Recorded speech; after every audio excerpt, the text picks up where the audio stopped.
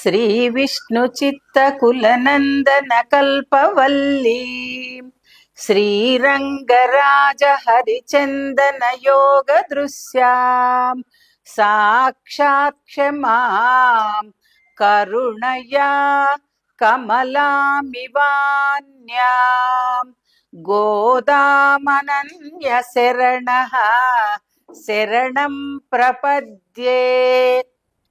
అమ్మ ఆండాళ్ళు తల్లి అనుగ్రహించినటువంటి ధనుర్మాస వ్రతములో ఈ రోజున మనము 11వ పాసురాన్ని గురించి చెప్పుకోబోతున్నాము. ఆండాళ్ళు తల్లి ఆశ్రయణ దశ అనేటటువంటి దానిని మనకు పాసురాలలో దర్శింపచేస్తున్నట్లు చెప్పుకున్నాము కదా. ఇప్పటి వరకు 5 గోపబాలికలు మేల్కొల్పబడడాన్ని మనం చెప్పుకున్నాము. వాచ్యంగా గోపికలుగా మేల్కొల్పబడుతున్నటువంటి వీళ్ళు అంతర్గతంగా ఏమిటంటే మహాభక్తులైనటువంటి ఆళ్వార్లను ప్రబోధించడం మనకు తెలుస్తూ ఉన్నది. తిరుప్పావైని గోదాదేవి మనకు ఒక ధ్వని కావ్యంగా దర్శింపచేస్తూ ఉన్నది. ధ్వని కావ్యం అంటే ఏమిటి అంటే, ధ్వని ప్రధానమైనటువంటి కావ్యంలో ముందుగా మనకు పాసురాన్ని వినంగానే ఒక చక్కటి అర్థం తెలుస్తుంది. ఆ బాహ్యంగా తెలుస్తున్నటువంటి అర్థం కంటే కూడా అతి మధురమైనటువంటి అద్భుతమైనటువంటి ఒక అంతరార్థం కూడా మనకు ఆ పాసురంలో తెలుస్తుంది. అటువంటి ధ్వని ప్రధానమైనటువంటి ఈ తిరుప్పావైలో ఈ 11వ పాసురంలో 6వ గోపబాలిక మేల్కొల్పబడడం అనేటటువంటిది మనకు తెలుస్తూ ఉన్నది. అమ్మ ఆండాళ్ళు తల్లి అనుగ్రహించినటువంటి ఈ ధనుర్మాస వ్రతంలో ఈ రోజున విలక్షణమైనటువంటి యోగ్యత కలిగినటువంటి ఒక కృష్ణ ప్రియను మనకు పాసురం దర్శింపచేస్తూ ఉన్నదనమాట. ఎలా అంటే అందం చేత, ఐశ్వర్యం చేత, అలాగే వంశ కీర్తి అనేటటువంటి దాని చేత, ఈ 3 ఆమెకున్నటువంటి గొప్ప సంపదలు. ఇటువంటి గొప్ప సంపద పుష్కలంగా కలిగినటువంటి గోపబాలికగా ఈనాటి గోపిక చెప్పబడుతూ ఉన్నది. ఎలాగైతే శ్రీకృష్ణుడు నందవ్రజంలో వాళ్ళందరికీ కూడా ఆదరణీయుడు అని చెప్పబడినట్లుగానే ఈనాడు మేల్కొల్పబడుతున్నటువంటి గోపబాలిక కూడా ఊరి వాళ్ళందరి మన్ననలను పొందినటువంటి ఒక గొప్ప యోగ్యురాలుగా చెప్పబడుతూ ఉన్నదనమాట. అటువంటి గోపికను మనం ఈ రోజున ఆండాళ్ళు తల్లి మేల్కొల్పడం అనేటటువంటి చోట మనం తెలుసుకుంటూ ఉన్నాము. అయితే ఇంతటి యోగ్యురాలైనటువంటి గోపిక ఏమిటి అంటే, శ్రీకృష్ణుణ్ణి పొందడం కొరకు నేను వ్రతం చెయ్యడం ఏంటి, నన్ను పొందాలంటే ఆ కృష్ణుడే వ్రతం చెయ్యాలి అని చెప్పేటటువంటి ధీశాలి అయినటువంటి గోపికగా ఈమె చెప్పబడుతూ ఉన్నది. వీళ్ళ వంశము చాలా గొప్ప పేరు పొందినటువంటి వంశము అని అనుకున్నాం కదా. ఎటువంటి వంశము అంటే, స్వధర్మం అనేటటువంటి దాన్ని ఆచరించడమే శ్రేయస్కరము అని భావించేటటువంటి గోపాలుర వంశంలో పుట్టినటువంటి గోపబాలిక ఈనాడు మేల్కొల్పబడుతూ ఉన్నటువంటి గోపిక. భగవద్గీతలో కృష్ణస్వామి స్వయంగా చెప్పినటువంటి మాటలు కదా, స్వధర్మే నిధనం శ్రేయః అని చెప్పినటువంటి ఆ మాటలకు అనుగుణమైనటువంటి ఆ వంశకీర్తి కలిగినటువంటి వాళ్ళు వీళ్ళందరూ కూడా. ఇక్కడ ఏమిటంటే విధి నిర్వహణలన్నీ కూడా ఈ గోపాలురు వాళ్ళందరూ కూడా ఆ విధి నిర్వహణ అనేటటువంటి దాన్ని భగవత్ సేవగా మార్చి ఆచరించేటటువంటి వాళ్ళు. వాళ్ళ భావనలన్నీ కూడా ఆ పరమాత్మ సేవ వల్ల కలిగేటటువంటి ఆనందంగా భావించేటటువంటి వాళ్ళు ఈ వంశంలోని వాళ్ళందరూ కూడా.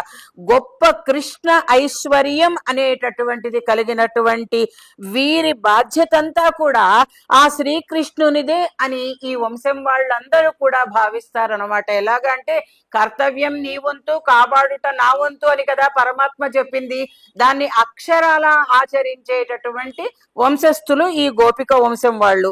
అలా ఉన్నటువంటి ఇంత గొప్ప వంశంలో పుట్టినటువంటి ఈనాటి గోపిక భగవద్ అనుభవంలో ఉండిపోయి ఇతరుల మాటలేవి చెవిని సోకనటువంటి స్థితిని ఆమె అనుభవిస్తూ ఉండడం తెలుస్తూ ఉన్నది. అటువంటి భగవత్ కైంకర్య నిష్ఠ అనేటటువంటిదే ఈ గోపికకున్నటువంటి మహదైశ్వర్యంగా కూడా మనకు తెలుస్తూ ఉన్నదనమాట. అయితే ఈమె గొప్ప సౌందర్యవతి అయినటువంటి గోపిక అని చెప్పుకుంటున్నాం కదా. ఎలాంటి సౌందర్యం అంటే త్రేతాయుగం నాడు రామచంద్ర స్వామి యొక్క ఆ సౌందర్యం ఏదైతే ఉందో, పుంసాం మోహన రూపాయ అని చెప్పబడ్డటువంటి స్వామి కదా, అలా పురుషులందరి చేత ఆకర్షింపబడినటువంటి సౌందర్యం రామచంద్ర స్వామిదిగా చెప్పబడితే, మనము ద్వాపరంలో ఒకసారి గనక మహాభారత ఇతిహాసంలో ద్రౌపదీదేవిని గనక చెప్పుకుంటే ఎలాగా అంటే, ఆ ద్రౌపదీదేవి సౌందర్యము స్త్రీలకే మోహం కలిగించేటంత అద్భుతంగా ఉండేది అని చెప్పబడుతున్నది. ఇటువంటి ఆ గోపిక, ఈనాటి గోపిక కూడా అంతటి సౌందర్యవతి అయినటువంటిది, కృష్ణానుభవము అనేటటువంటిది అధికంగా ఉన్నటువంటి గోపికగా ఈ గోపిక చెప్పబడుతూ ఉన్నది. ఆ గోపిక సౌందర్యం ఏదైతే ఉందో ఆమెను మేలుకొల్పడానికి వచ్చినటువంటి సాటి గోపికలందరినీ కూడా మురిపిస్తూ ఉన్నటువంటిదిగా చెప్పబడ్డది. అటువంటి ఈ గోపికను మేలుకొల్పేటప్పుడు మనకు అమ్మ ఈ పాసురం ద్వారా ఒక విషయాన్ని తెలియజేస్తూ ఉన్నది.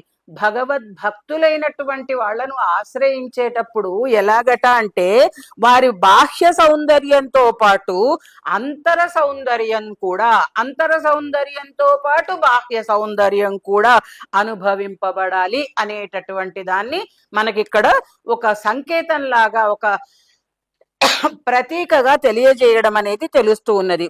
వీళ్ళు అంటున్నారు, అమ్మ గోపిక, నీవు స్వామిని సేవించేటప్పుడు మేము మీ ఇద్దరిని కలిపి సేవించుకోవాలని మా కోరికమ్మా. అటువంటి దర్శనంతో మాకు నీవు ఆనందాన్ని కలిగించాలి సుమా అని వేడుకుంటూ ఆ శ్రీమన్నారాయణుని నందకాంశ సంభూతులైనటువంటి స్వామిగా ఆ పరకాలురు అనేటటువంటి ఆళ్వారును ఇక్కడ మేల్కొల్పడం అనేటటువంటిది వీళ్ళు చేస్తూ ఉన్నారు. అద్భుతమైనటువంటి పాసురాన్ని ముందుగా మనం సేవించుకుని పాసురంలో ఉన్నటువంటి అర్థాలను, అంతరార్థాలను కూడా చెప్పుకుందాం.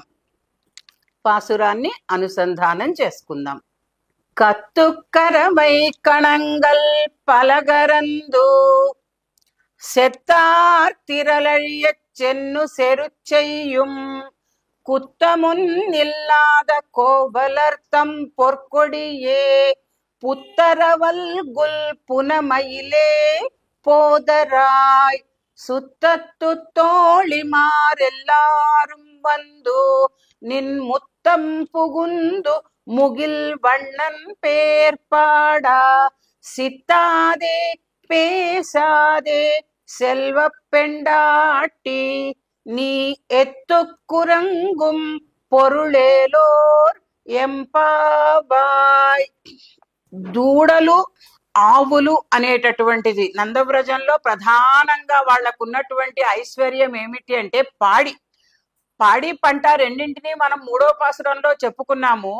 గోదాదేవి ప్రకృతినంతా కూడా పాసురాలలో మనకు దర్శింపచేస్తూ ఉన్నది. ఈ రోజున పాఠశాలలలో ఏదైతే ఎన్విరాన్మెంటల్ స్టడీస్ అంటూ, పరిసరాల పరిరక్షణ అంటూ పిల్లలకు నేర్పిస్తున్నారో, అది కొన్ని శతాబ్దాల క్రితమే గోదాదేవి మనకు దర్శింప చేయడం అనేటటువంటిది తిరుప్పావైలో మనకు తెలుస్తూ ఉన్నదనమాట.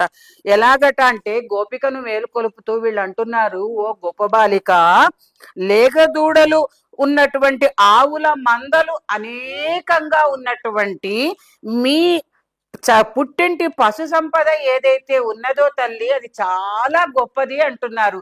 ఒక ఆవుల మంద అంటేనే అనేకమైనటువంటి ఆవులు కదా, అటువంటి మందలు అనేకంగా కలిగినటువంటి గోపాలకులు అని చెప్పడం, వాళ్ళ ఆవుల సంఖ్యను చెప్పడం అనేటటువంటిది, అపరిమితమైనన్ని ఆవులు ఉన్నటువంటి వాళ్ళందరూ అని మనకు తెలుస్తూ ఉన్నదనమాట.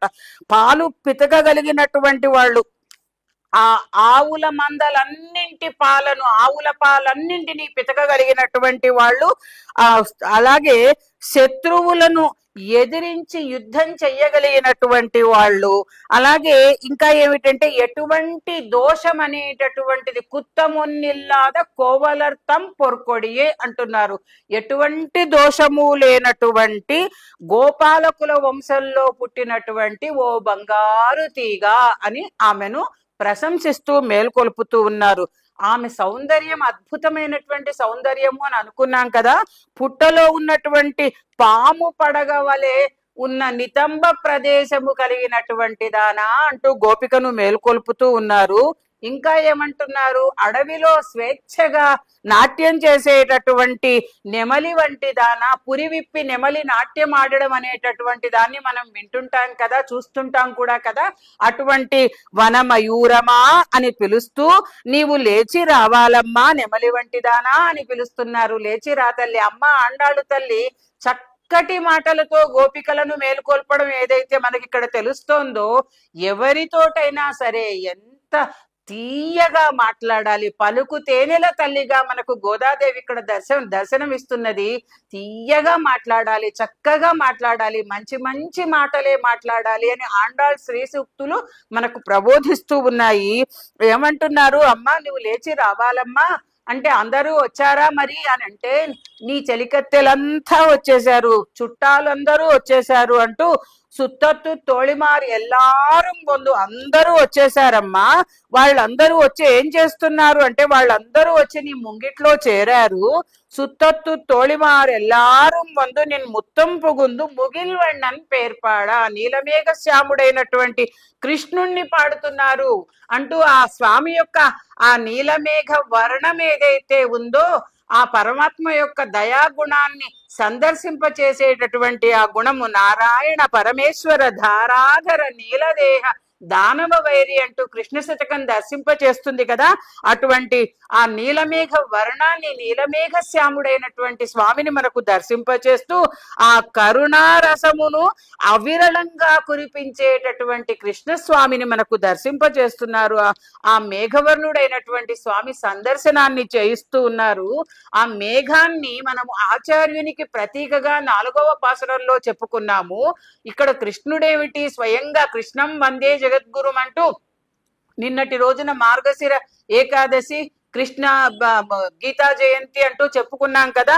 జగద్గురువైనటువంటి స్వామిని మనకు సందర్శింప చేస్తూ ఉన్నది అమ్మ ఆండాళ్ళు తల్లి. ఇటువంటి జగద్గురువైనటువంటి స్వామిని మనకు దర్శింపచేస్తూ, ఆచార్యులుగా భగవద్ రామానుజులనుగా కూడా మనకు దర్శింపచేస్తూ, అమ్మ ఆండాళ్ళు తల్లి చెప్తున్నటువంటి ఈ పాసురంలో మనకు శ్రీమద్ రామాయణం అయితే ఏమిటి, మహాభారతం అయితే ఏమిటి, భాగవతం అయితే ఏమిటి, వేదాంత దేశకుల వంటి మహానుభావులందరూ అందించినటువంటి స్తోత్రాలు ఏమిటి, ఎన్నెన్నో ఎన్నెన్నో కూడా స్ఫురించేటట్లుగా అనమాట.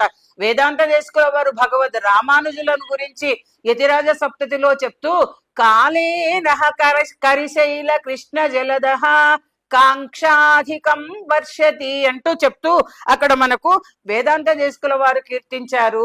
అటువంటి ఆ కృష్ణుడు అనేటటువంటి మేఘాన్ని, నీలమేఘ వర్ణుడైనటువంటి స్వామిని మనకు దర్శింపచేస్తూ ఉన్నది అమ్మ ఆండాళ్ళు తల్లి.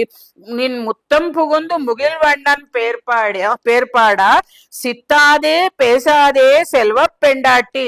అందరూ వచ్చి నీ వాకిట్లో చేరి ఆ నీలమేఘ వర్ణం కలిగినటువంటి నీలమేఘశ్యాముడైనటువంటి కృష్ణుణ్ణి పాడుతూ ఉంటే, నువ్వేమిటమ్మా ఇలా ఉలకకుండా పలకకుండా ధ్యానావస్థలో ఉండిపోవడం అనేటటువంటిది చేస్తున్నావు తల్లి? గొప్ప జ్ఞాన సంపన్నురాలివైనటువంటి నీవు మాత్రమే వ్రత ఫలాన్ని పొందితే సరిపోదమ్మా, మా అందరితో కలిసి అనుభవించాలి.